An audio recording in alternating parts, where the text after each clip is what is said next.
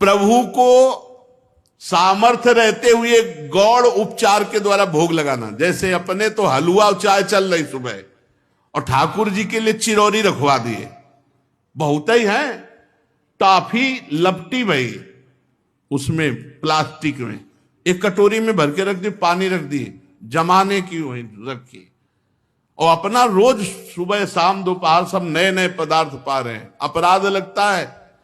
ये मनोरंजन के लिए श्री विग्रह खरीद के मत ले जाना कोई।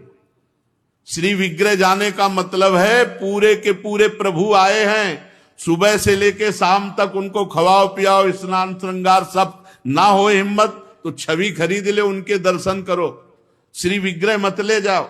श्री विग्रह ले जाओ, चाहे गोपाल जी का, चाहे प्रिया प्रीतम जी का, उनकी सेवा करो ऐसे जैसे अपने बच्चे की जाती है। अपना बच्चा अगर नहीं पवाएंगे तो भूखा रहेगा, नहीं स्नान कराएंगे तो वैसे, नहीं शयन कराएंगे तो नहीं शयन करेंगे। बोले हम दर्शन के लिए छवि ले जाओ, श्री विग्रह मत ले जाओ। श्री विग्रह ले जाने का मतलब है कि अष्टयाम सेवा, कम से कम अष्टयाम सेवा में नहीं आप पहुंच पा रहे हैं, पूरी सेवाएं कर पा रहे, तो सुबह मंगला और श्रृंगार और भोग लगा दिया, जाओ। फिर शाम क्या है तो आरती कर दी, फिर भोग लगाया, दूध पिलाया, शयन कराया, इतना तो होना ही चाहिए। अब आप तो खाते हैं अच्छे अच्छे पदार्थ, तो ठाकुर जी के आगे प्लास्टिक में लपटी हुई टॉफी रख दी या चिरौरी रख दी।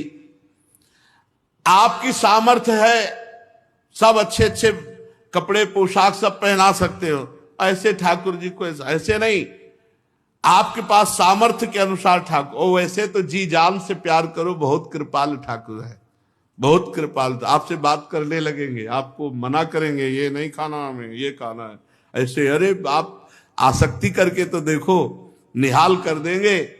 और अभी आप यहां पवाओ, फिर वो आपको अपने यहां ले जाके पवाएंगे, और ऐसा पवाएंगे कि निहाल हो जाओगे। और प्रभु को भोग लगाए बिना कुछ भी खाना पीना ये ठीक नहीं, अपराध के अंतर्गत आता। वैष्णव होकर, दीक्षा लेकर, सत्संग सुनकर, ये बात जान करके यदि आप बिना भोग लगाए प्रभु को पाते हैं तो अपराध है। ऋतु में जो फल हो सबसे पहले अपने प्रभु को भोग लगाना चाहिए। इस बात में हमने अपने गुरुदेव भगवान को देखा, बड़ी प्रवीणता। चाहे वो सहतूत हो, चाहे बेर हो, जो ऋतु का फल है वो श्री जी को जरूर पवाएंगे।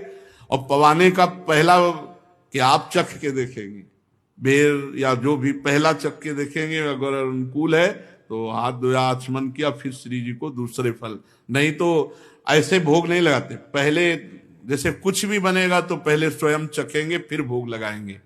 और ये बाहर नहीं चलेगा, बाहर तो कहते जूठा कर दिया प्रभु को क्या पवाओगे, लेकिन अपने यहां अपने भाव हैं, भावोत्सवेन भजताम रस काम धेनुम।